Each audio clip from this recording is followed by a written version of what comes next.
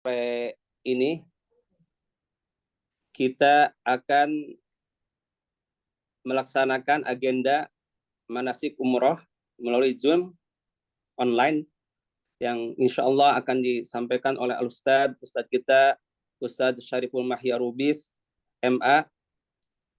Untuk mempersingkat waktu, kami persilahkan kepada beliau. Silakan Ustadz. Baik. Bismillahirrahmanirrahim. Assalamualaikum warahmatullahi wabarakatuh. Alhamdulillah alladzi bi ni'matihi tatimmu shalihat. Wa ashhadu an la ilaha illallah wahdahu la syarika lah. Wa ashhadu anna Muhammadan 'abduhu wa rasuluhu la nabiyya ba'dah.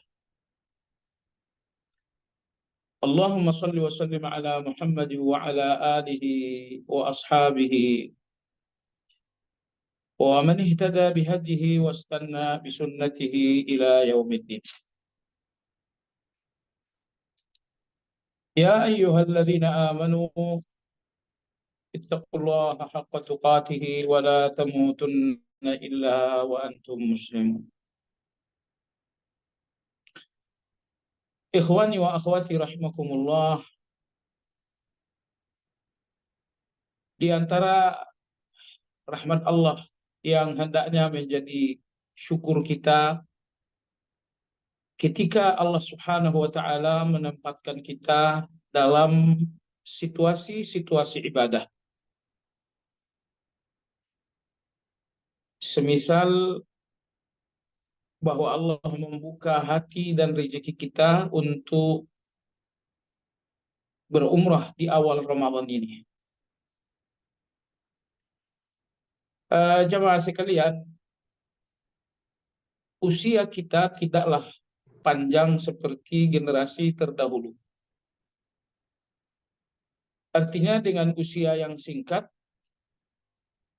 amal kita pun berarti tidak akan banyak. Tetapi Allah yang Maha Penyayang memberikan lipatan-lipatan pahala agar ibadah yang sedikit itu bisa menjadi banyak. Terkadang satu ibadah dilipat gandakan oleh Allah karena kemuliaan waktu.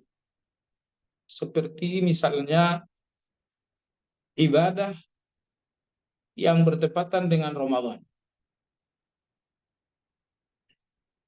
Terkadang pula Allah melipat gandakan pahala sebuah amal bukan karena kemuliaan waktu, tapi kemuliaan tempat. Seperti misalnya beribadah di tanah suci.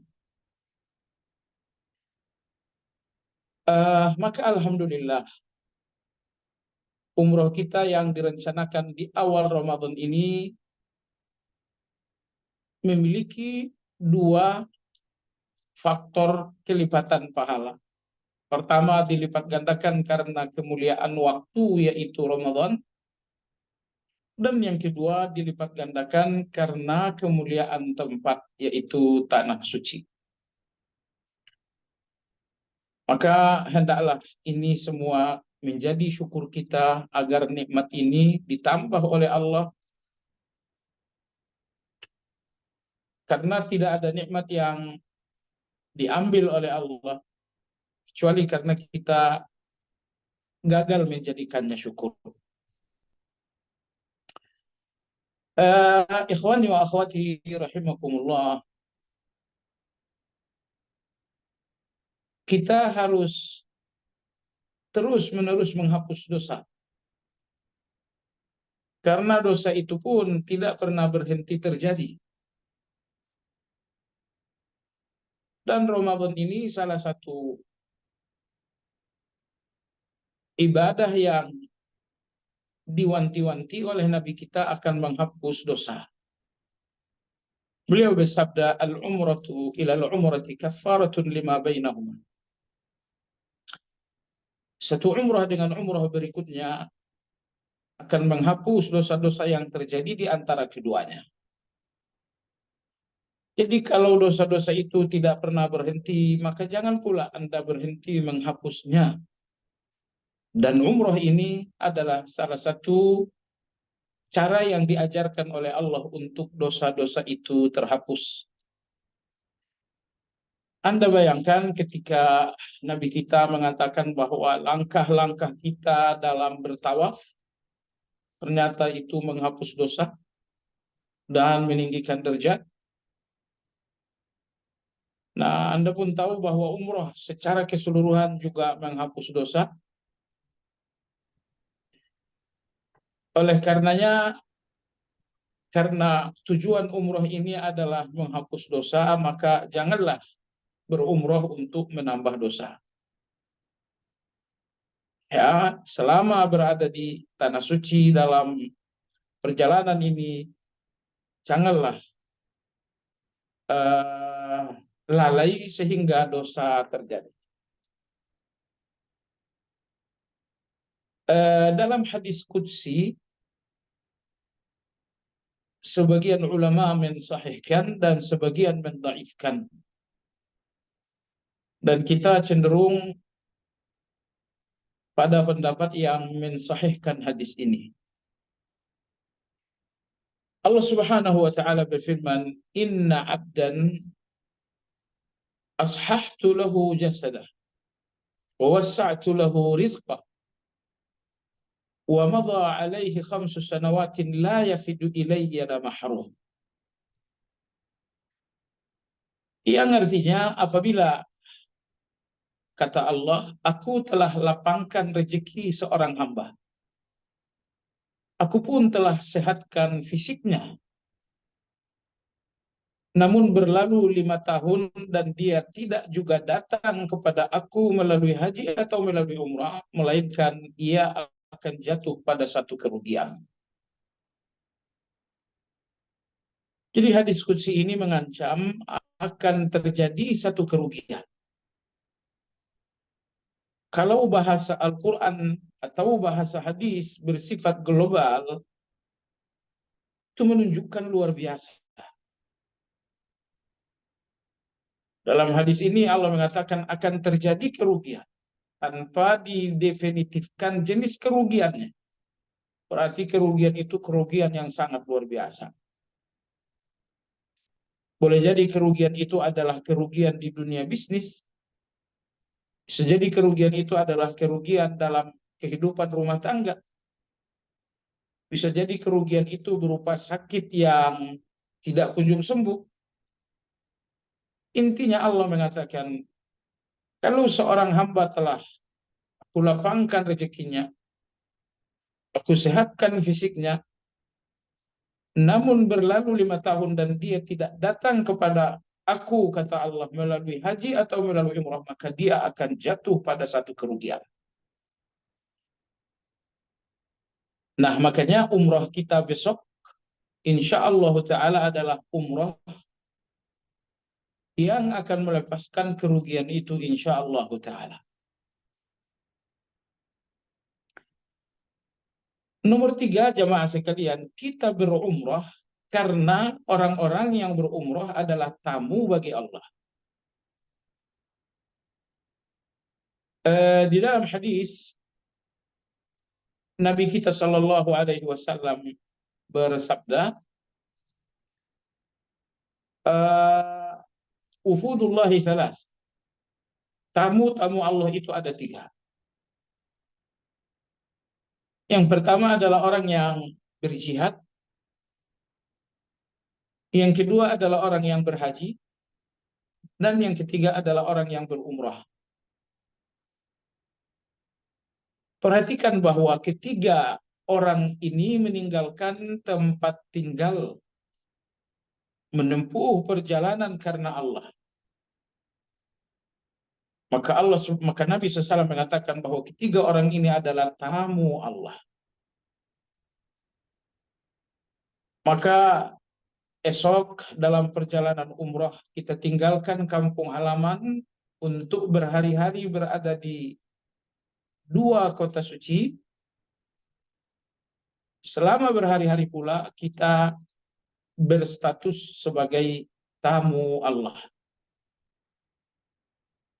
Tentu Allah akan melayani tamunya, tetapi tamu pun harus tahu diri dan menjaga sikap. Tidak boleh seorang tamu di rumah orang lain semau bersikap semaunya. Kemudian yang keempat, umroh kita insya Allah Ta'ala bertepatan dengan bulan Ramadan yang pahalanya bagaikan umroh bersama dengan Nabi Shallallahu Alaihi Wasallam. Meski beliau telah wafat belasan abad yang lalu, tetapi keutamaan dan kemuliaan umroh bersama beliau akan Anda peroleh ketika umroh itu Anda jalankan di bulan Ramadan. Baik jemaah sekalian yang saya hormati, maka ini semua adalah motivasi-motivasi yang sangat besar di dalam berumrah. Maka tadi saya katakan bahwa umrah besok haruslah menjadi syukur kita di depan Allah Subhanahu wa Ta'ala. Mohon maaf, tadi dalam hadis disebutkan bahwa umrah di bulan Ramadan sama dengan pahala haji. Ya, jadi walau yang akan kita jalankan besok adalah umrah, tetapi pahalanya sama dengan pahala haji karena jatuh di bulan Ramadan. Baiklah jemaah sekalian, itulah beberapa kegembiraan kita dalam menjalankan umroh besok insya Allah Ta'ala. Poin berikutnya jemaah sekalian adalah tentang bagaimana prosesi umroh itu dijalankan. Tahu bagaimana detailnya prosesi dari manasik umroh itu dijalankan. Jemaah sekalian yang saya hormati, prosesi umroh atau manasik umroh berawal dari ihram. Akan tetapi sebelum kita berihram ada beberapa sunnah-sunnah yang seharusnya tidak diabaikan ketika kita berihram tersebut. Yang pertama, sebelum berihram hendaknya kita mandi dengan niat mandi ihram.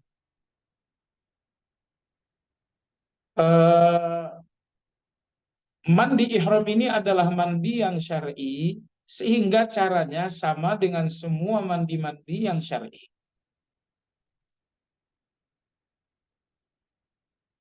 Lebih detailnya, pertama kali Anda harus membersihkan aurat depan dan belakang. Kemudian Anda memotong kuku kaki dan kuku tangan. Kemudian Anda mencukur bulu yang ada di ketiak dan bulu yang ada di aurat. Setelah itu Anda pun berwudu layaknya akan salat, tetapi tidak membasuh kaki terlebih dahulu. Membasuh wajah, tangan, mengusap kepala dan telinga, dan sudah. Setelah itu keramaslah. Silahkan menggunakan sampo, keramas, bersihkan rambut, lalu mulailah menyiram tubuh bagian kanan terlebih dahulu, setelah itu menyiram tubuh bagian kiri. Silahkan bersabun, silahkan bersihkan setiap bagian-bagian dari tubuh. Setelah selesai mandi, tubuh pun telah dibilas. Hal terakhir Anda lakukan adalah membasuh kedua kaki. Setelah itu berarti mandi ihram Anda sudah sempurna. Berikutnya bagi laki-laki dianjurkan untuk memakai wewangian tubuh. Wangikan tubuh Anda dengan Axe atau dengan Rexona ataupun dengan media-media wewangian yang lain. Aisyah radhiyallahu anha berkata, "Kuntu utayyibun Nabiy sallallahu alaihi wasallam li ihramihi wa li hidlihi ila ahadda." Yang artinya aku mewangikan tubuh Nabi sallallahu alaihi wasallam saat beliau akan ihram dan setelah beliau bertahallul. Jadi bagi laki-laki mewangikan tubuh selesai mandi ihram dianjurkan. Bagaimana kalau wewangian tubuh tersebut mengenai kain ihram? Mau tidak mau, kalau wewangian itu banyak, tentu kain ihram kita akan terkena. Dan itu tidak masalah. Yang tidak boleh adalah mewangikan kain ihramnya. Adapun Anda mewangikan tubuh, kemudian pakai kain ihram, sehingga kain ihram menjadi wangi pula, itu tidak dinamakan mewangikan kain ihram, tapi mewangikan tubuh. Jadi tidak ada kendala untuk hal itu. Baik Anda telah mandi, Anda pun telah mewangikan tubuh, berikutnya Anda pakailah kain ihram yang terdiri dari 2 potongan kain bagi laki-laki. Potongan kain bagian bawah dinamakan dengan izar, dan potongan kain bagian atas dinamakan dengan rida. Soal teknis penggunaan dan pemakaian kain ihram, insya Allah tidak rumit. Anda bisa melihat banyak sekali variasi cara menggunakan kain ihram di YouTube. Tetapi kami sarankan jamaah sekalian bahwa ketika Anda memakai kain ihram, pastikan ukuran tinggi di bawah mencapai setengah betis. Jangan terlalu menyeret. Jangan terlalu panjang ke bawah. Hal itu untuk mengantisipasi keadaan yang buruk. Karena kalau kain ihram Anda terlalu rendah ke bawah, ini akan berpeluang terinjak oleh orang yang berjalan di belakang Anda nanti pada saat tawaf atau saat sa'i. Tentu kalau kain ihram bawah terinjak, ini akan terjadi insiden yang sangat buruk. Nah, antipasi atas hal itulah makanya pastikan kain ihram bawah Anda tinggikan mencapai setengah betis atau mencapai hampir setengah betis. Intinya jangan terlalu rendah. Bahkan kalau sampai melewati batas mata kaki, ini masuk dalam kategori isbal yang telah dilarang oleh Nabi Shallallahu Alaihi Wasallam. Yang tidak kalah pentingnya jemaah sekalian, setelah Anda memakai kain ihram, pastikan lipatan kain ihram atas di pusar atau di atas pusar sedikit. Karena di lapangan cukup banyak jemaah umroh yang lipatan kain ihram atas di bawah pusar. Sehingga ketika berumrah misalnya, maka auratnya akan terbuka dari atas. Anda tahu bahwa aurat laki-laki adalah antara pusar dan lutut. Maka anggap misalnya 10 cm di bawah pusar Anda terbuka, itu berarti aurat terbuka dengan sengaja. Dan itu dilarang dalam agama kita, berdosa dalam agama kita. Makanya lipatan kain ihram bawah di bagian atasnya, lipatannya pastikan bahwa itu menutupi pusar atau di atas pusar sedikit agar aurat bagian atas tidak terlihat.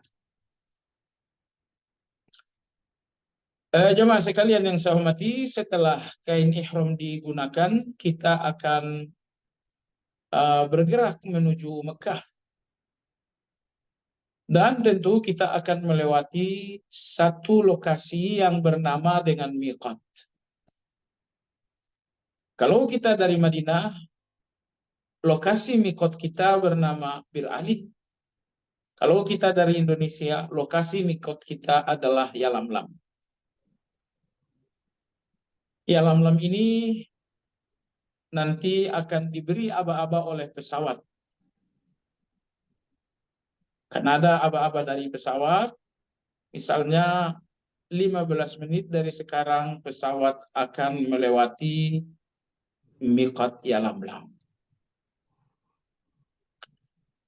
Jemaah sekalian yang saya hormati,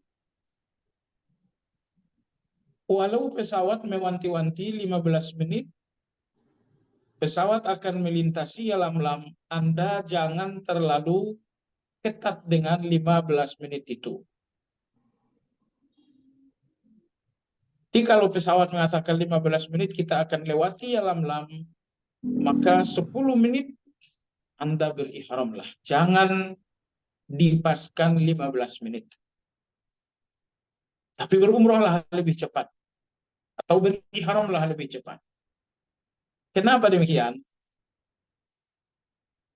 Anda tahu bahwa kecepatan pesawat luar biasa. Sehingga pesawat akan melewati miqat hanya dalam hitungan detik. Anda baru saja berihram mengatakan labbaika, pesawat telah melewati Yalamlam. Nah, yang artinya ihram Anda belum selesai, pesawat telah melewati miqat. Itu berarti Anda telah ihram melewati miqat. Konsekuensinya Anda akan terkena kewajiban membayar dam disebabkan karena berihram setelah miqat.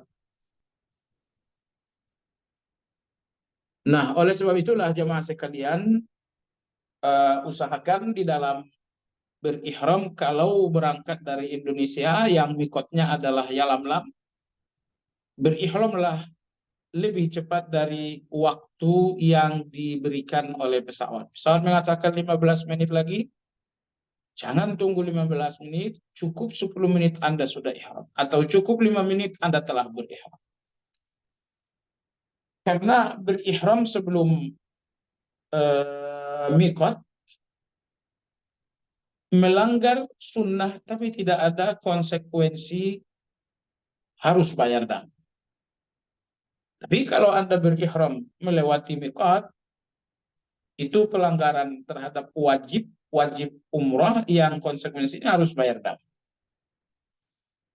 Maka oleh sebab itu saya ulangi sekali lagi, bagi yang berihram dari Indonesia, ya karena tidak ke Madinah tapi langsung ke Mekah misalnya, hendaknya ihram itu lebih cepat dari waktu yang diberikan oleh pesawat agar selamat dari kemungkinan berihram melewati miqat.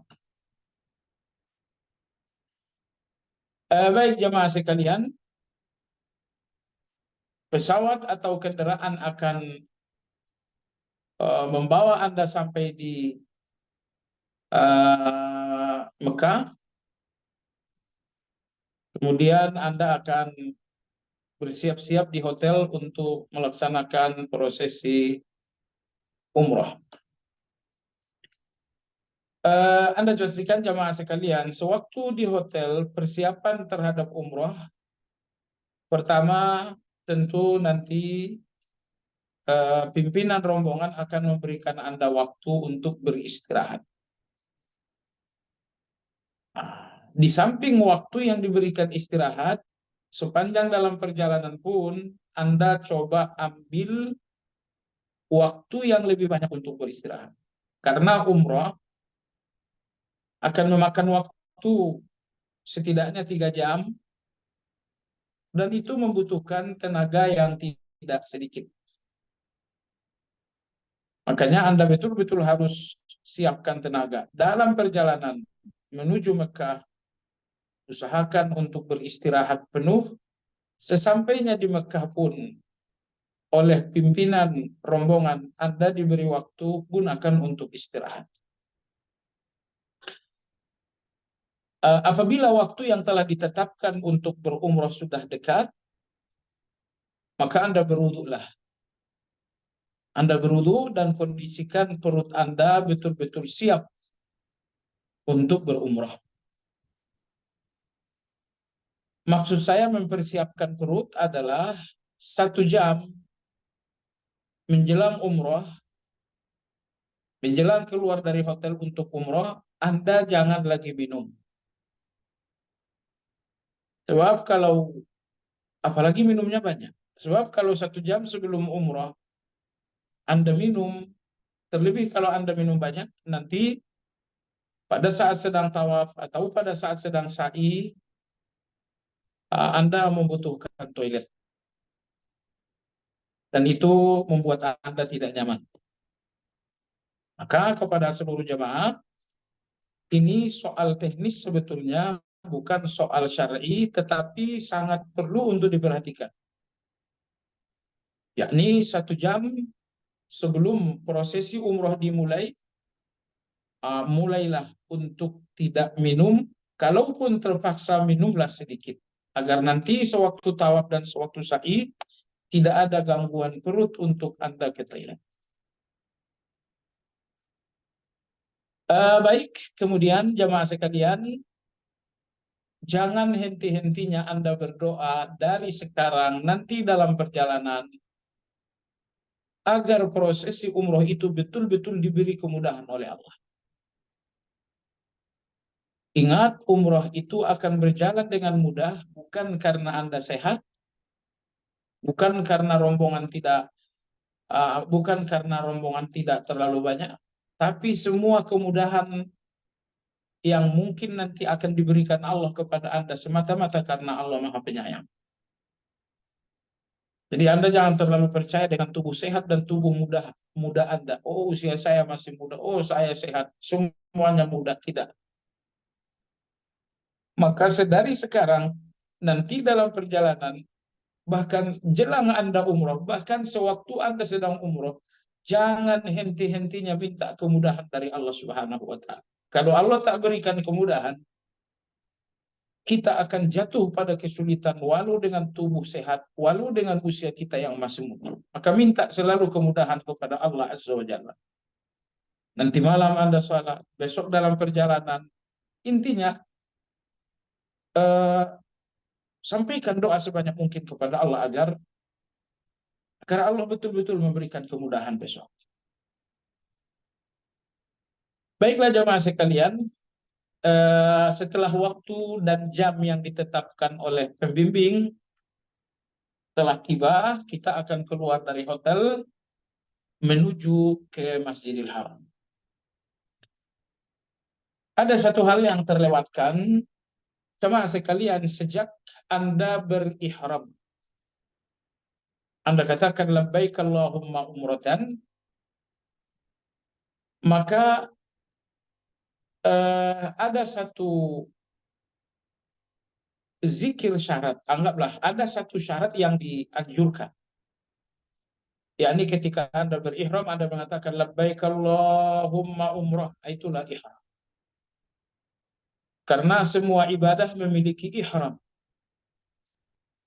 Salat memiliki ihram yang bernama takbir. Maka dinamakanlah takbiratul ihram. Dalam umrah ini pun ada ihram. Ihramnya adalah talbiyah, labbaik Allahumma umrah.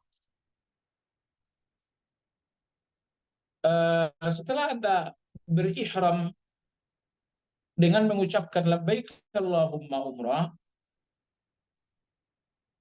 usahakan untuk menambahkannya dengan syarat.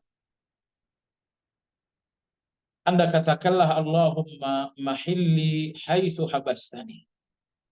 Ya Allah, aku akan tahallul kalau nanti tidak bisa lanjut. Itu terjemahannya secara bebas. Membacakan syarat ini bukan satu rukun, bukan satu kewajiban, tetapi hanya antisipasi saja.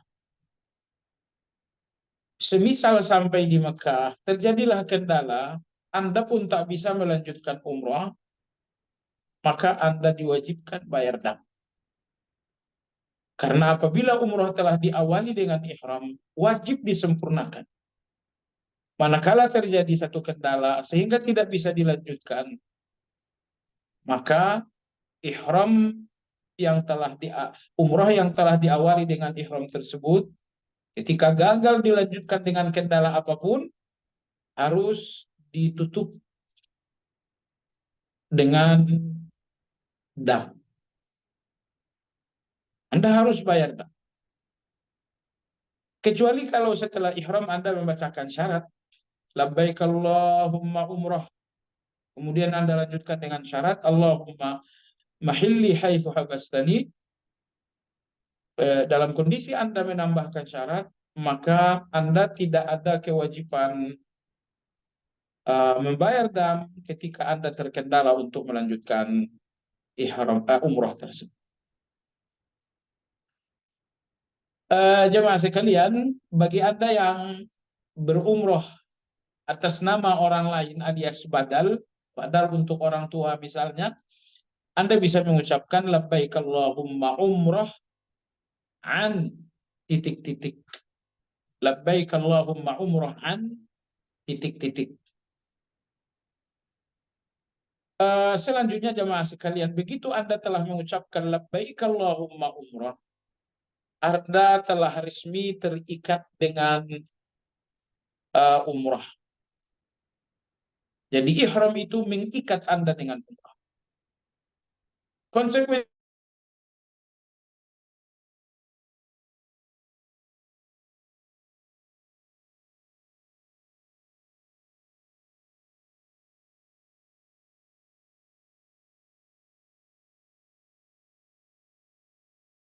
kalau teknim kita misalnya berjahit, tapi itu bukan pakaian.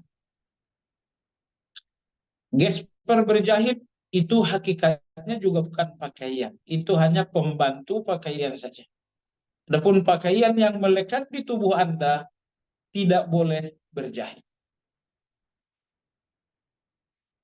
Pantangan kedua, setelah Anda berihram, maka Anda tidak boleh lagi menyentuh minyak wangi. Menyentuh menggunakannya tidak boleh, menyentuh sekedar menciumnya pun tidak boleh. Kalau Anda menyentuh minyak wangi untuk dipakai, padahal Anda telah ihram, Anda melanggar salah satu kewajiban. Anda harus bayar dam. Tapi kalau Anda hanya sekedar mencium minyak wangi saja, hukumnya makruh. Pelanggarannya pelanggaran terhadap makruh, bukan pelanggaran terhadap yang wajib. Pantangan ihram yang ketiga, setelah Anda berihram dengan membacakan labbaik Allahumma umrah, maka Anda tidak boleh lagi menutupi kepala dengan penutup apapun yang menempel. Peci misalnya ini kan menempel, nggak boleh. Atau misalnya Anda berselimut menutupi kepala, itu menempel, tidak boleh. Tapi menutup kepala dengan yang tidak menempel, semisal Anda memakai payung, itu tidak mengapa. Pantangan umroh berikutnya, tidak boleh melakukan apapun yang ada hubungannya dengan syahwat. Pembicaraan mesra tidak boleh. Menyampaikan lamaran tidak boleh. Baik lamaran untuk diri sendiri ataupun lamaran untuk anak. Saya lamar putri kamu untuk anak saya, tidak boleh. Cuma sekalian ada juga larangan atau pantangan umroh yang kemungkinan tidak akan terjadi, yaitu berburu. Baik. Jadi hati-hatilah terhadap pantangan-pantangan ini. Namun secara umum pantangan-pantangan tersebut insya Allah sesuatu yang mudah. Dan ada satu pantangan lagi, yaitu tidak boleh memotong kuku atau memotong rambut apapun kalau Anda sudah berihram. Selanjutnya jamaah sekalian, sepanjang perjalanan setelah Anda berihram, banyak-banyaklah bertalbiyah. Labbaik Allahumma labbaik, labbaik la syarika laka labbaik, innal hamda wan ni'mata laka wal mulku la syarika lak. Nabi kita menegaskan bahwa talbiyah hendaknya dengan mengencangkan suara, dan benda apapun yang mendengarkan suara talbiyah Anda esok akan bersaksi untuk Anda di akhirat.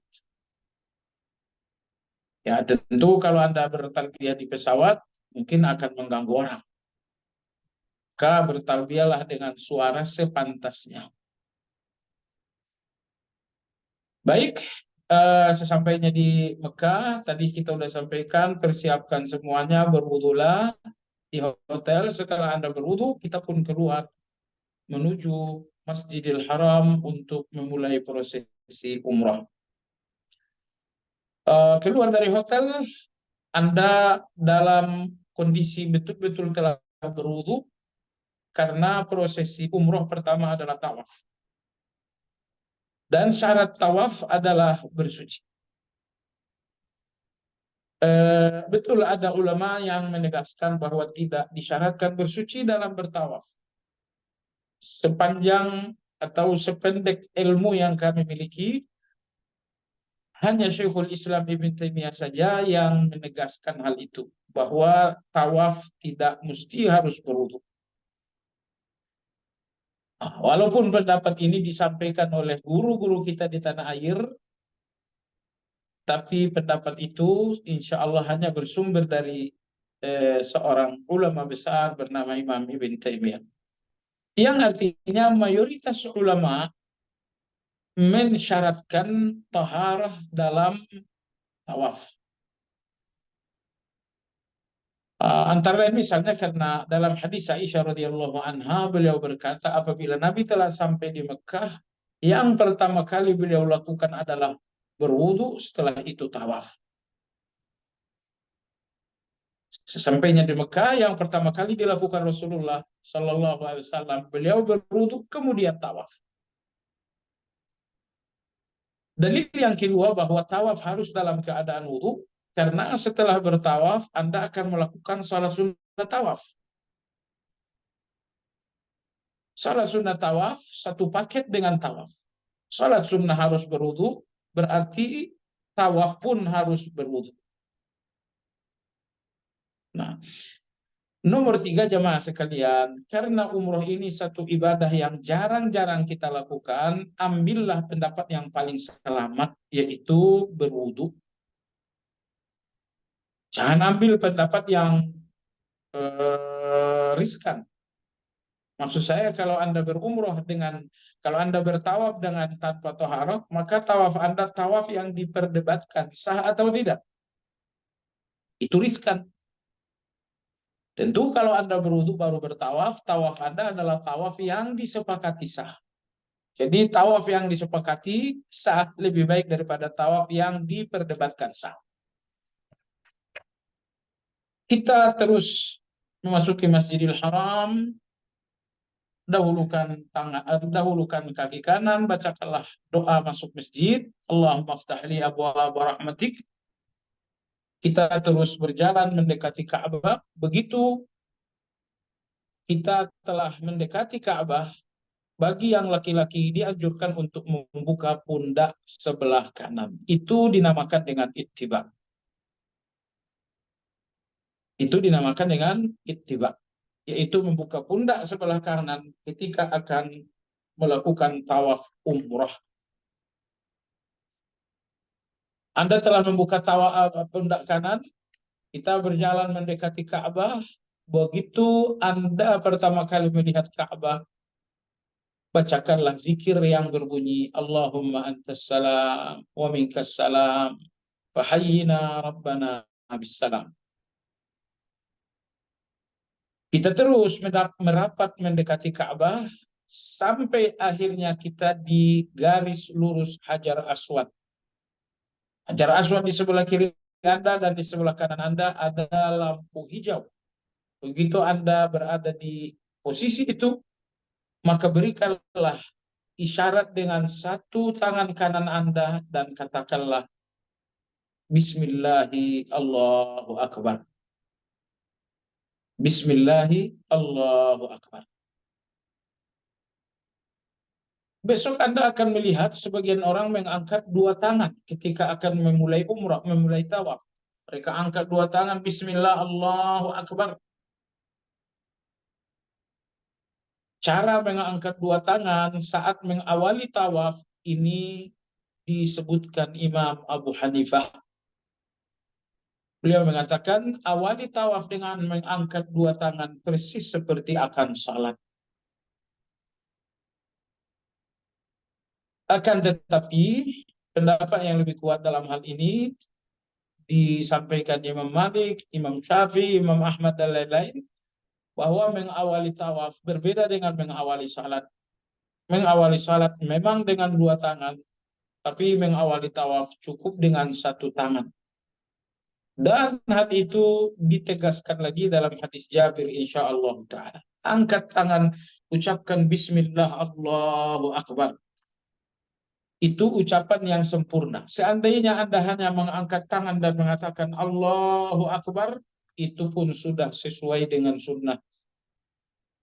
Tapi kalau Anda ingin lebih sempurna lagi dalam menjalankan sunnah, maka ucapkanlah dua hal. Ucapkan basmalah dan ucapkan takbir. Bismillah, Allahu Akbar. Kita pun mulai bertawaf. Ka'bah jamaah sekalian terdiri dari 4 sudut. 3 sudut pertama adalah 3 sudut bebas. Satu sudut yang terakhir, sudut yang keempat adalah sudut yang terikat. 3 sudut pertama dinamakan sudut bebas karena Anda bebas berzikir apa saja, Anda bebas berdoa apa saja. Tetapi sudut yang keempat terakhir dinamakan dengan rukun yamani, ini adalah sudut terikat karena Anda terikat hanya dengan satu zikir dan doa saja. Yaitu Rabbana atina fid dunya hasanah wa fil akhirati hasanah wa qina adzabannar. Anda tidak punya pilihan lain selain membacakan doa yang satu ini di sudut yang terakhir. Ucapkan 1 kali, ucapkan 2 kali, 3 kali, sampai Anda berada di posisi Hajar Aswad. Jemaah sekalian yang saya hormati, begitupun di putaran kedua, ketiga, keempat, sampai putaran yang ketujuh. 3 sudut pertama adalah 3 sudut bebas. Silahkan zikir apa saja, doa apa saja. Tapi begitu Anda telah sampai di sudut yang terakhir yang dinamakan rukun yamani, ini sudut di mana Anda hanya boleh membacakan satu zikir.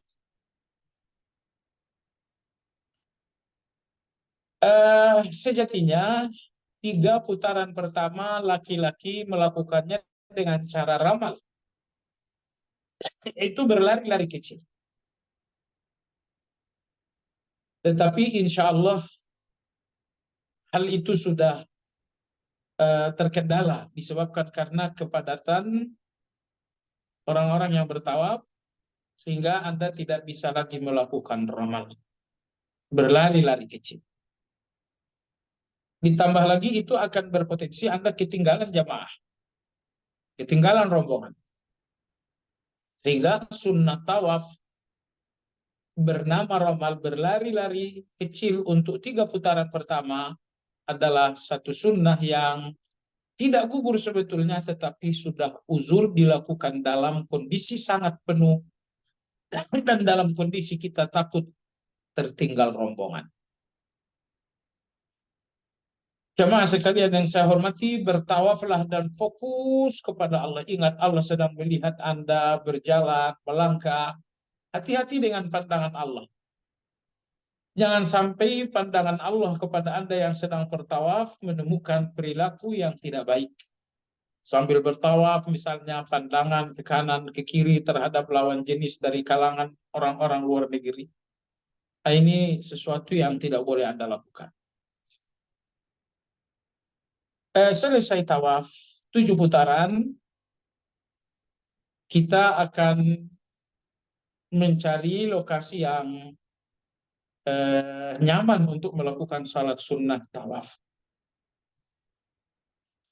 Sambil berjalan menuju tempat salat sunnah tawaf, Anda dianjurkan membacakan ayat yang berbunyi wattakhidhu mim maqami Ibrahim musalla. Sesampainya di tempat yang nyaman untuk salat, lakukanlah salat 2 rakaat, tapi ingat untuk yang laki-laki terlebih dahulu kain ihram yang ittiba dinormalkan terlebih dahulu. Bukankah tadi pada saat akan tawaf Anda membuka pundak kanan?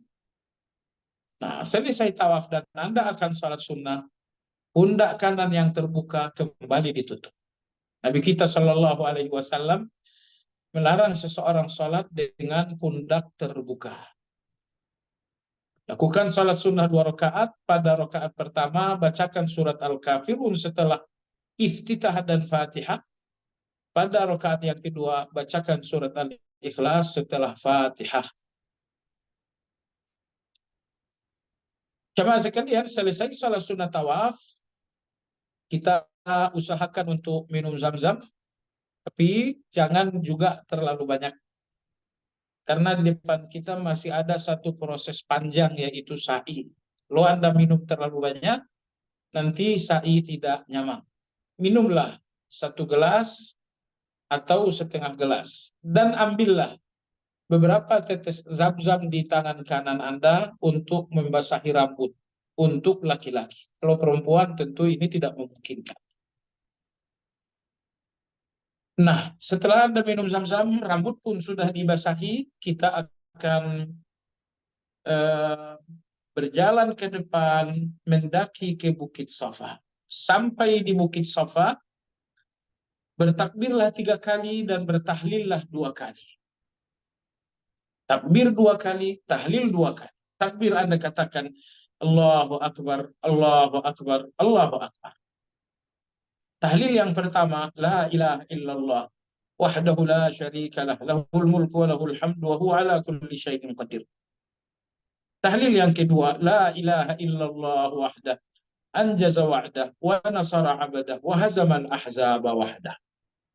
Akan tetapi, ketika Anda akan mendaki tadi, dianjurkan bagi Anda membacakan firman Allah yang berbunyi, Inna safa wal marwata min sya'airillah abda'u bima bada Allah. Itu pada saat mendaki. Begitu Anda sudah sampai di puncak Bukit Safa, maka berbeloklah ke kanan, ucapkanlah 3 takbir dan 2 tahlil tadi. Usai 3 takbir dan 2 kali tahlil, maka Anda dianjurkan untuk berdoa.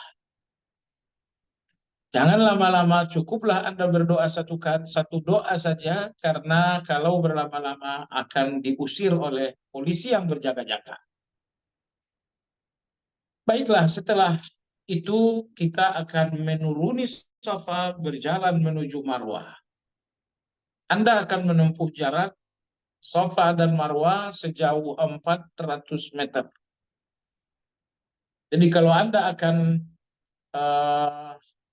berjalan antara Safa dan Marwah sebanyak 7 kali, dan jaraknya 400, berarti sa'i selama 7 putaran, Anda telah berjalan sepanjang hampir 3 kilo.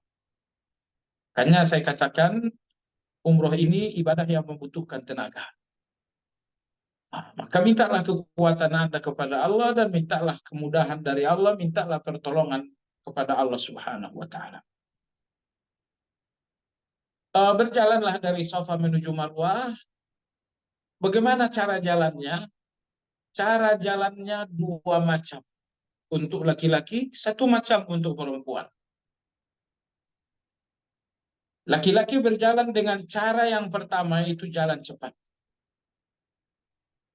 Tapi begitu sampai di tanda hijau, Anda berlari-lari kecil. Berjalan cepat, begitu sampai di tanda hijau, berjalan dengan berlari.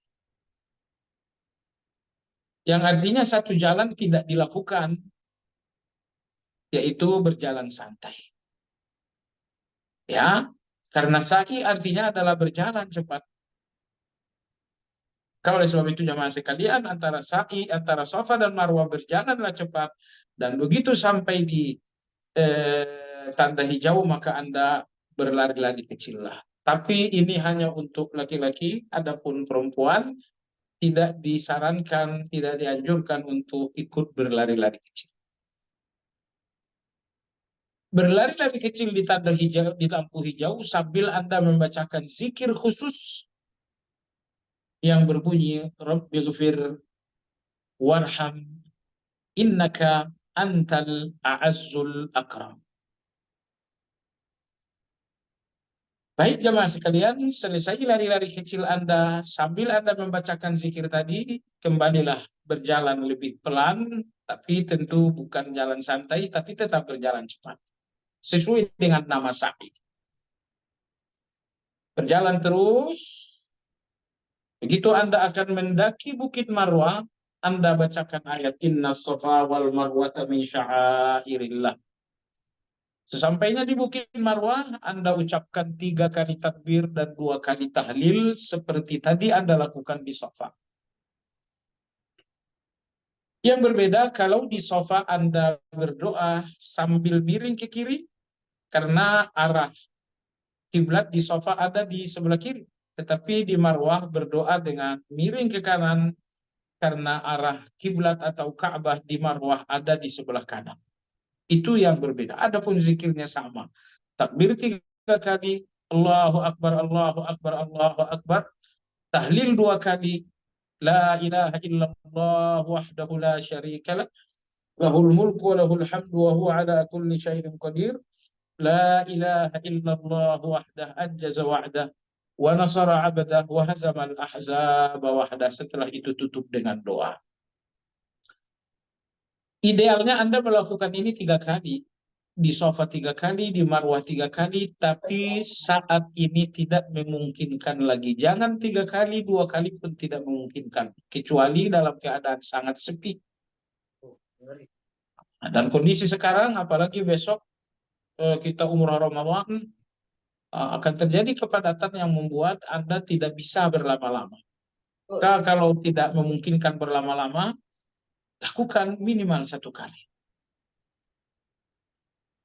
Setelah Anda di Marwah takbir 3 kali, tahlil 2 kali, kemudian ditutup dengan doa, bergerak lagi berjalan menuju Safa, berjalan cepat, tapi begitu berada di tanda hijau, berlari-lari kecil sambil membacakan zikir khusus, Rabbighfir warham innaka antal azul akram. Demikian selanjutnya sampai 7 putaran. Hitungan 7 putaran tersebut dari Safa ke Marwah itu 1 putaran, dari Marwah ke Safa itu pun dihitung 1 putaran. Sehingga putaran ke-7 Anda akan berakhir di Bukit Safa. Jemaah sekalian, ingat, semakin Anda sampai di putaran akhir, Anda semakin letih. Putaran ke-5, putaran ke-6, putaran ke-7, Anda semakin letih. Dan semakin Anda letih, maka Anda pun semakin mendapatkan ampunan. Jadi letih Anda tidak percuma. Allah akan membayar letih Anda dengan ampunan. Nabi kita bersabda, ma yusabul mu'minu min wasabin wala nasabin wala hammin wala ghammin hatta syaukatu yushakuha illa kaffarallahu bihi khataya. Apabila seorang mukmin sakit atau letih atau gelisah atau tertusuk duri, maka Allah akan mengampuni dosa-dosanya. Makanya letih Anda di putaran ke-4, lebih letih lagi ke-5, lebih letih lagi 6 dan 7, itu semuanya letih-letih yang punya nilai, yaitu nilai ampunan. Kalau Anda tahu bahwa letih-letih itu memiliki nilai ampunan, maka Anda tidak boleh lagi melihat letih-letih itu dengan pandangan benci atau dengan pandangan takut. Tetapi lihatlah keletihan-keletihan itu dengan pandangan rindu, dengan pandangan cinta, karena letih-letih ini ternyata penghapus dosa. Selesai sa'i, maka tinggal satu prosesi lagi untuk umroh kita berakhir, yaitu tahallul. Perempuan bertahallul hanya dengan satu pilihan saja, yaitu bergunting. Guntinglah rambut Anda sepanjang satu ruas jari atau 1 senti. Dan Anda tidak perlu menggunting rambut secara keseluruhan. Misalnya Anda himpun semuanya, dikuncir lalu potong ujungnya. Tidak. Tidak mesti seperti itu. Tapi Anda ambil rambut sedikit sebelah kanan, sebelah kiri, diambil lalu ujungnya dipotong sepanjang 1 senti. Anda yang laki-laki, maka pilihan tahallul Anda ada 2. Pilihan pertama adalah pilihan bergundul licin. Pilihan kedua adalah dengan bergunting. Kalau Anda bergundul licin, maka Anda akan mendapatkan 3 rahmat. Tapi kalau Anda memilih hanya bergunting saja, Anda masih mendapatkan rahmat, tetapi hanya 1 rahmat saja. Yang artinya gundul licin lebih mahal 3 kali lipat daripada bergunting. Kalau Anda bertanya 3 rahmat dan 1 rahmat, rahmat apa itu? Biarkan Allah yang memilihkan 3 rahmat dan 1 rahmat untuk Anda. Kalau Anda yang memilihkan 1 rahmat atau 3 rahmat, kemungkinan Anda akan salah pilih. Ya Allah, berikan aku rahmat dalam bentuk uang yang banyak. Padahal uang banyak ini mungkin akan merusak Anda.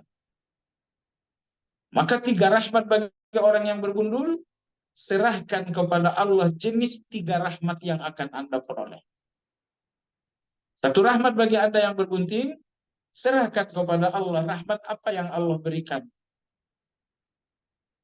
Ya, kalau Allah memberi Anda hak memilih jenis rahmatnya, ya Allah berikan aku rahmat berupa uang, ya Allah berikan aku rahmat berupa jabatan, boleh jadi Anda akan salah pilih. Jadi biarlah Allah dengan ilmu, kebijaksanaan, dan kasih sayangnya yang memilih 3 jenis rahmat yang akan Allah berikan setelah bergundul licin, atau 1 jenis rahmat yang akan Allah berikan setelah bergunting. Jemaah sekalian, sebetulnya ada pilihan yang ketiga.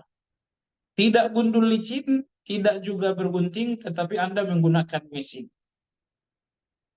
Anda menggunakan mesin. Kalau Anda menggunakan mesin, kategori gundulkah atau kategori gunting? Jemaah sekalian, kalau Anda menggunakan mesin dan hasilnya mirip dengan gundul, ya tentu mesin di mana rambut Anda mirip dengan gundul menghasilkan 3 rahmat.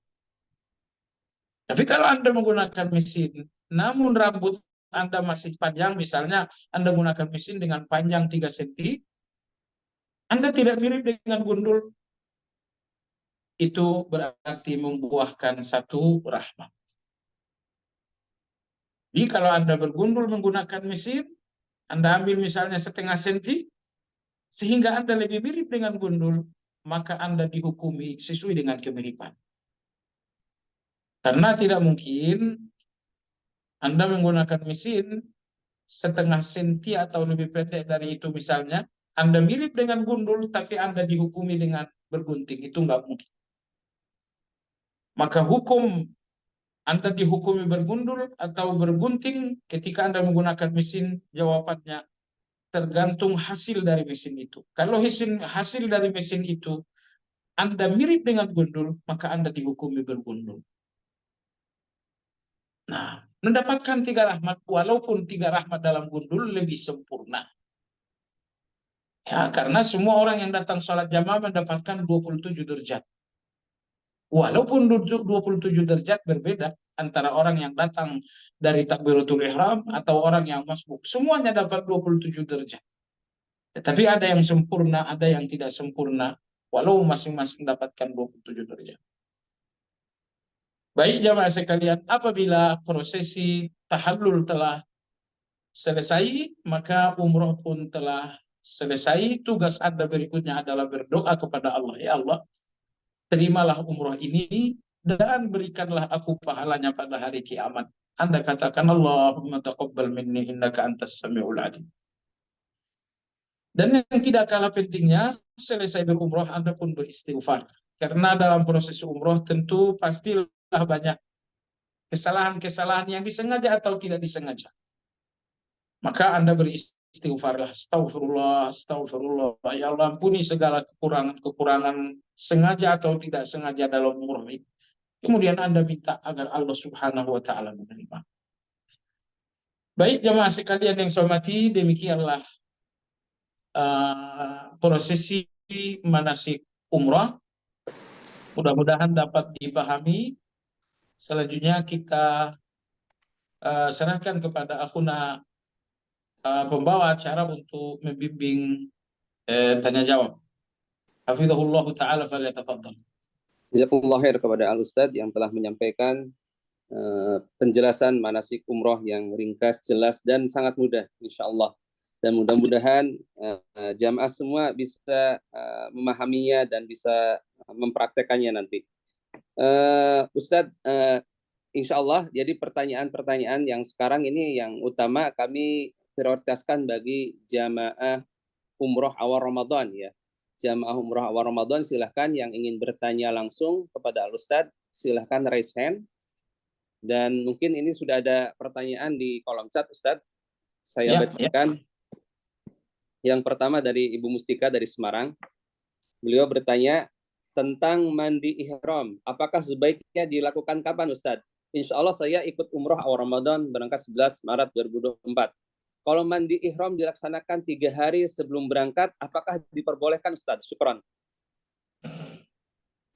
Ibu yang saya hormati, 3 hari sebelum keberangkatan boleh Anda memotong kuku, Anda boleh juga memotong bulu ketiak dan bulu aurat. 3 hari, 2 hari silakan. Kalau Anda meniatkannya untuk ihram, Anda telah mendapatkan sunnah ihram. Tapi khusus untuk mandinya, mandilah menjelang umrah, menjelang ihram. Saya belum dapat itinerary kita, tapi yang saya dengar kita dari Indonesia langsung ke Mekah. Betulkah begitu? Iya betul Ustadz. Jadi pesawatnya Garuda dari Jakarta langsung ke Jeddah, langsung ke Mekah. Baik. Kalau begitu, mandi ihram Anda adalah pada saat keberangkatan dari rumah, mandilah dengan niat mandi ihram. Itu untuk mandinya. Adapun potong kuku, adapun mencukur bulu, Anda boleh melakukannya 2 hari sebelumnya, 3 hari sebelumnya. Tetapi niatkan bahwa Anda potong kuku dalam rangka umrah. Wallahu a'lam. Ya. Jazakallah khair kepada Al Ustadz yang telah menjelaskan terkait mandi ya tadi sunnah-sunnah sebelum ihram. Terus ada pertanyaan Ustadz terkait mikot ya, mikot di atas pesawat. Apakah boleh jadi sebelum kita sampai ke mikot, misalkan tadi kan sudah disampaikan, misalkan 20 menit lagi kita akan sampai ke mikot. Lalu kita niat di mikot itu 5 menit atau 10 menit sebelum sampai ke mikot, boleh Ustaz? Bahkan 5-10 menit sebelum sampai di mikot itu pilihan terbaik. Itu pilihan terbaik. Fatwa dari ulama-ulama Saudi melarang berihram persis dengan waktu yang diberikan pesawat. Karena risiko kalau Anda umroh persis seperti waktu, kalau Anda ihram persis seperti waktu, hampir dipastikan ihram Anda di luar mikot. Maka pertanyaan Anda benar, 10 menit, maksimal 5 menit sebelum waktu yang diberikan pesawat selesai, Anda sudah berihram. Misalnya jam 1 tepat, pesawat akan lewat di mikot. Ya sudah, jam 1 kurang 5 atau jam 1 kurang 10, Anda sudah berihram. Ihram Anda mendahului mikot, itu tidak ada konsekuensi hukumnya sama sekali. Wallahu a'lam. Masya Allah, jazakallah khair kepada Al-Ustadz yang telah memberikan pencerahan. Kemudian pertanyaan berikutnya, untuk sa'i, apakah laki-laki jalannya berbeda dengan perempuan? Dan bolehkah jika suami istri sepanjang prosesi umroh bergandengan mungkin bareng-bareng, Ustaz? Iya. Baik di dalam sa'i, bahkan di dalam umrah sekalipun, suami istri boleh berpegangan. Ya, karena uduk dalam tawaf tidak batal karena berpegangan. Ya, berpegangan saja, terlebih situasi dalam umroh itu mengharuskan untuk berpegangan. Tapi kalau di dalam haji, kalau di dalam sa'i, berpegangan itu akan susah. Karena baik laki-laki atau perempuan disunahkan berjalan cepat. Ya, karena sa'i artinya berjalan cepat. Kalau jalannya cepat dan Anda bergandengan, itu letihnya 2 kali lipat. Letih jalannya, letih pegangannya. Nah, tapi pada prinsipnya Anda boleh berpegangan, hanya saja pada teknisnya itu akan menyulitkan. Tetapi dalam sa'i. Kalau dalam tawaf, tentu karena jalannya pelan, maka berpegangan itu tidak menyulitkan. Jadi pertanyaan, bolehkah sa'i sambil berpegangan? Jawabannya boleh. Wallahu a'lam. Baik, Ustaz, pertanyaan berikutnya, eh, apakah doa-doanya yang perlu dihafalkan apa saja, Ustaz? Apakah semua doa-doa? Iya, insya Allah nanti di grup oleh pihak penyelenggara, teman-teman dari konsorsium travel akan membagikan doa-doa yang sebaiknya dihafalkan ya. Antara lain misalnya doa ketika melihat Ka'bah, ini yang pertama. Rabbana atina sih sudah jelas Anda hafal. Bismillah Allahu Akbar ketika mengawali tawaf. Kemudian ketika selesai tawaf Anda baca wattakhidhu min maqami Ibrahim musalla. Nah, begitu juga dengan zikir ketika berada di puncak Safa dan Marwah. Uh, Zikir ketika berlari-lari di waktu sa'i di tanda hijau. Ini semuanya insya Allah nanti akan dibagikan oleh panitia, kawan-kawan penyelenggara umroh konsorsium insya Allah Ta'ala. Namun kalau yang Anda maksudkan adalah doa sewaktu tawaf, doanya doa bebas. Kenapa bebas? Supaya ini memberikan kita kemudahan. Kecuali tadi di sudut terakhir di waktu tawaf. Doanya doa umum. Dan jemaah sekalian, Anas bin Malik bercerita radhiyallahu anhu bahwa doa terbanyak Rasulullah adalah Rabbana atina fid dunya hasanah. Nah, seandainya ini pun Anda ulang-ulang itu sudah bagus. Ya, Wallahu taala alam. Jadi sudut pertama, sudut kedua, sudut ketiga adalah doa bebas, terserah minta dan berdoa apa saja. Hanya saja yang kami rekomendasikan, tidak usah terlalu banyak meminta yang akan ditinggalkan. Tetapi lebih banyaklah meminta sesuatu yang akan ditemukan. Dunia dan isinya makin hari makin ditinggal. Tidak usah terlalu banyak meminta dunia. Tapi yang perlu Anda minta adalah minta ampun kepada Allah, itu nomor satu. Nomor dua, minta surga kepada Allah, itu nomor dua. Tentu minta ampun dan minta surga ini, Anda pun harus minta ketaatan kepada Allah Azza wa Jalla. Wallahu ta'ala alam. Masya Allah, jazakallah khair kepada Al-Ustadz yang telah menyampaikan faedah ilmunya. Kemudian silakan Bapak Ibu, jika ada pertanyaan, silakan bisa raise hand.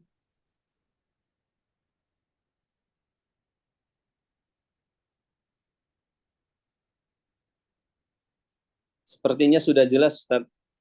Baik, Tidak baik. ada yang bertanya. Mungkin kami dari panitia perlu menyampaikan sedikit teknis mungkin ya setelah ini.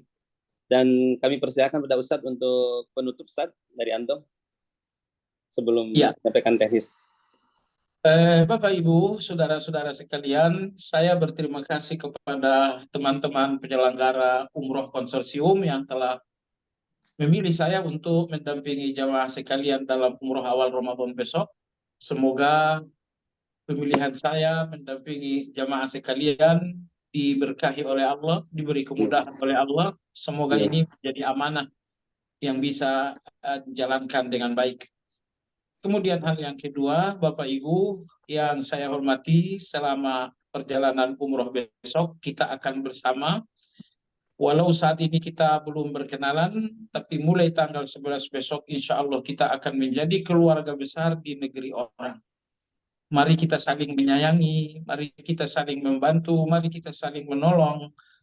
Hal terbaik di antara kita adalah saling memaafkan apabila ada yang salah, saling menolong apabila ada yang berada dalam kesulitan. Kemudian tadi sudah sempat saya katakan, mulai malam ini fokuslah berdoa kepada Allah agar Allah memberikan kemudahan, agar Allah memberikan pertolongan, agar Allah memberikan taufik. Semoga seluruh prosesi umroh itu betul-betul dibantu oleh Allah Subhanahu wa taala. Wallahu taala a'lam. Jazakallah khair kepada Al-Ustaz, barakallahu fikum. Bapak Ibu, sebelum kita selesai ya untuk Zoom meeting ini, maka kami perlu menyampaikan terkait sedikit teknis keberangkatan yang akan dilaksanakan nanti insya Allah. Sebentar kami share untuk screen-nya.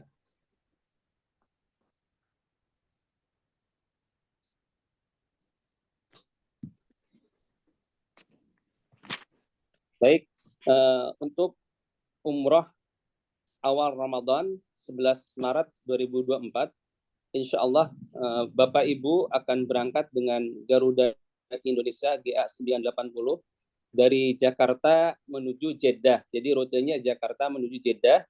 Berangkat dari Jakarta dari Terminal 3 itu jam 11.30.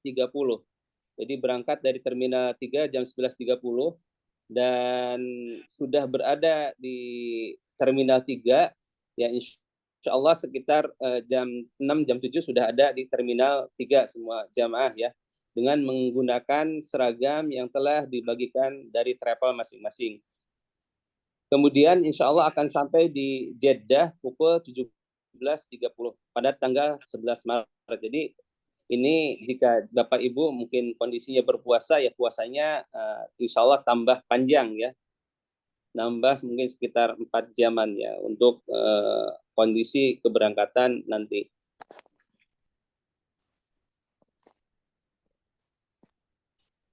Kemudian kepulangannya yaitu rutenya dari Madinah langsung ke Jakarta. Jadi nanti rute dari Jakarta ke Jeddah, kemudian ke Mekah umroh, kemudian di Mekah selama 4 hari langsung ke Madinah, dan dari Madinah kita di Madinah akan di sana akan tinggal selama 3 hari dan akan pulang dari Madinah langsung ke Jakarta pada tanggal 18 Maret pukul 17.05. Jadi dari Madinahnya pukul 17.05 dan sampai ke Indonesia tanggal 19 Maret pukul 6.45 ya. Ini rute perjalanannya. Jadi tanggal 11 Maret itu perjalanan dari Jakarta menuju Jeddah, kemudian menuju Makkah, dan hotel di Makkah insya Allah Bapak Ibu yang awal Ramadan ini akan menginap di Royal Majestic. Royal Majestic ke Masjidil Haram ya sekitar 300 meteran ya, 300 meter lah kurang lebih. Dan akan tinggal di Mekah dari tanggal 11 sudah ada di Mekah sampai tanggal 15 Maret. Tanggal 15 Maret kemudian akan ke Madinah. Nanti detailnya insya Allah akan di-share di grup ya untuk itinerary-nya. Tanggal 15 Maret dari Makkah ke Madinah, kemudian di Madinah dari tanggal 15 sampai tanggal 18. Kegiatan-kegiatan mungkin yang tadi di Mekah ya, di Mekah itu kegiatannya nanti ada city tour di Mekah setelah umroh, selesai istirahat, kemudian city tour di Mekah, kemudian juga akan ada kajian ilmu insya Allah kondisional, dan juga ada kegiatan lainnya. Kemudian di Madinah pun juga sama, nanti ada city tour di kota Madinah, nanti insya Allah akan dijelaskan berikutnya. Dan akan kembali ke Indonesia pada tanggal 18 Maret dan sampai di Jakarta tanggal 19 Maret 2024. Nah ini hotelnya, jadi hotelnya yang di Makkah itu Royal Majestic, dan di Madinahnya itu di Andalus Royal Suite, jadi Royal Andalus. Royal Andalus ada di pintu gerbang utama ya, pintu yang kalau dulu pintu 20 ya, sekarang itu 300 berapa ya, Ustaz? Ana lupa.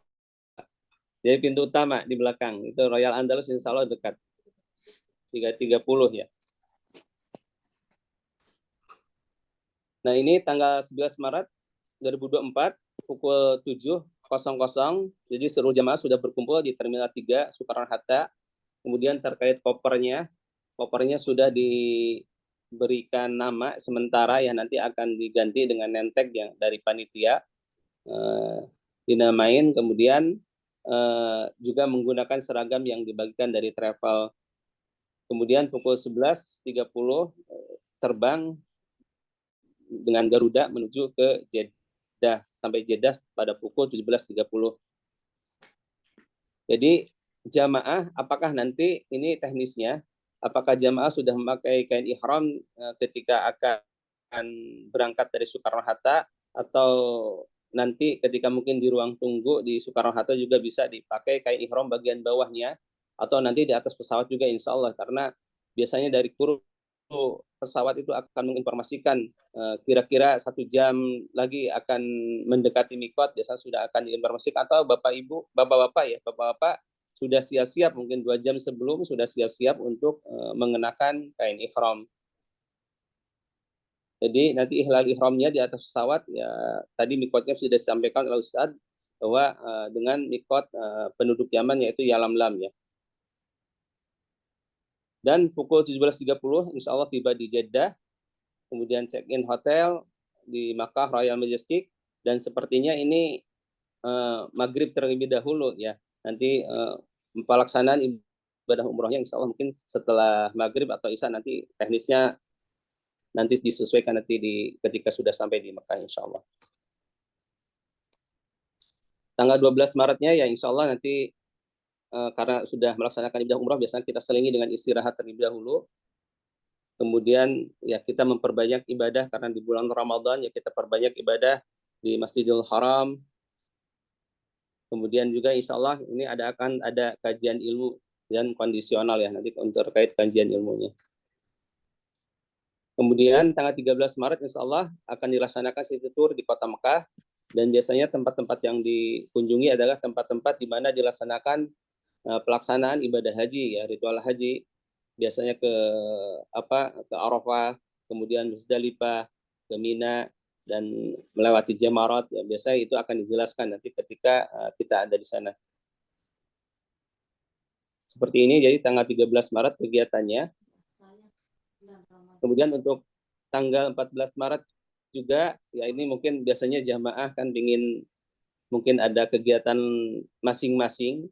Ya mungkin di tanggal 14 Maret itu insya Allah ada kesempatan untuk misalkan belanja atau yang lainnya ya.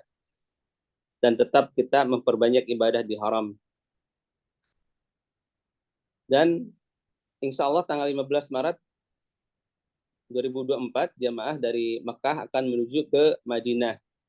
Karena ini hari Jumat ya, tanggal 15 Maret itu Jumat, bertepatan Jumat, jadi ke Madinah insya Allah setelah salat Jumat di haram. Dan perjalanan dari Makkah ke Madinah ya sekitar 5 atau 6 jam.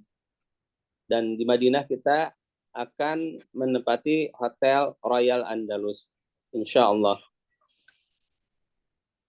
Kemudian ini yang tanggal 16 Maretnya insya Allah, jadi ada ziarah sekitar Masjid Nabawi, kemudian juga ke Raudhah untuk ikhwan dan akhwat, ya, ke Raudhah untuk ikhwan dan akhwat. Mungkin nanti juga kita bisa setelah dari Raudhah biasanya kita langsung ziarah ke makam Rasulullah SAW dan 2 sahabatnya, dan mungkin pagi-paginya subuh biasanya kita bisa ziarah ke pemakaman Baqi. Dan nanti insya Allah akan disesuaikan nanti ketika sudah di Madinah oleh tim baik Ustadz ataupun Mutawib nanti di sana. Kemudian tanggal 17 Maret ini akan ada ziarah kota Madinah, dan ini ziarah kota Madinah ya, insya Allah tempat yang dikunjungi biasa ke Masjid Quba, kemudian juga ke Syuhada Uhud, dan ada beberapa tempat lain yang akan dilewati ya insya Allah. Dan tanggal 18 Maret ini cepat saja ya, 18 Maret insya Allah akan siap-siap untuk kembali ke Indonesia dengan merapihkan barang bawaannya. Jadi pukul 8 ini sudah disampaikan, pukul 8 koper yang sudah di packing, dirapihkan ya, diletakkan di pintu masing-masing, pintu kamar masing-masing. Nanti tim yang akan membawa ke lobby dan insya Allah check out dari hotel di Madinah pukul 13.00 dan akan terbang dari Madinah menuju Jakarta pada pukul 17.05 pada tanggal 18 Maret dan sampai di Jakarta pada pukul 6.45 ya, 6.45. Jadi nanti jika berpuasa ya sahurnya berarti di atas pesawat, buka dan sahurnya. Dan tiba di Soekarno-Hatta tanggal 19 Maret pada pukul 6.45. Ini saja mungkin untuk terkait itinerary secara global ya, untuk perjalanan untuk ibadah umroh di awal Ramadan. Mungkin itu saja. Jika dari Bapak Ibu yang akan bertanya terkait sedikit teknis dari perjalanan ini, maka dipersilahkan yang awal Ramadan. Berarti cuma awal sama akhir ya, nggak ada yang tengah ya?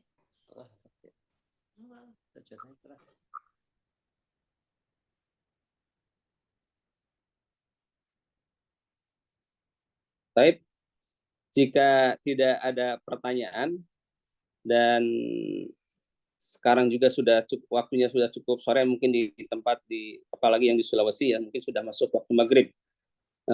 Mungkin kami cukupkan sekian dari kami panitia.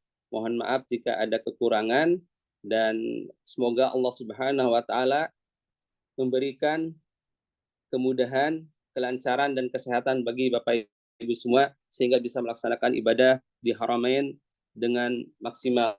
Barakallahu fikum. Kita tutup dengan doa kafaratul majelis. Subhanakallah bihamdika asyhadu an la ilaha illa anta astaghfiruka wa atubu ilaik. Wassalamualaikum warahmatullahi wabarakatuh.